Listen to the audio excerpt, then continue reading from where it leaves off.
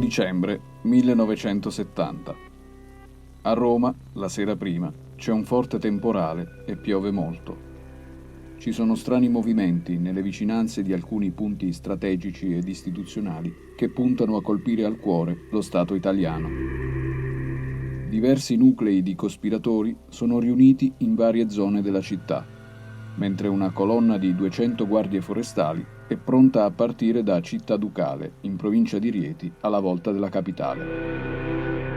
Il nome in codice dell'operazione è Tora Tora, in ricordo dell'attacco giapponese a Pearl Harbor del 7 dicembre 1941.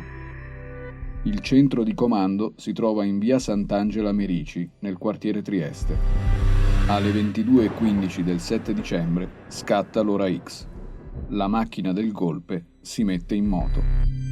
Gli obiettivi sono quelli di occupare gli studi RAI di via Teulada, il Ministero degli Interni e della Difesa e di rapire il Presidente della Repubblica Giuseppe Saragat. Alle 23 centinaia di uomini sono in posizione nei pressi degli obiettivi, armati e pronti a colpire. Ma all'improvviso, all'1:40 dell'8 dicembre, dal centro di comando arriva il contrordine. Il golpe viene annullato. Il tentativo di colpo di Stato è stato organizzato e coordinato da Junio Valerio Borghese.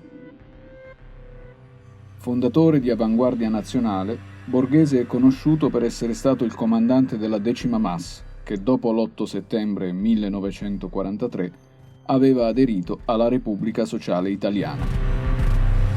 Solamente il 17 marzo 1971 gli italiani apprendono dalla stampa il tentativo di colpo di Stato, annullato per motivi mai chiariti.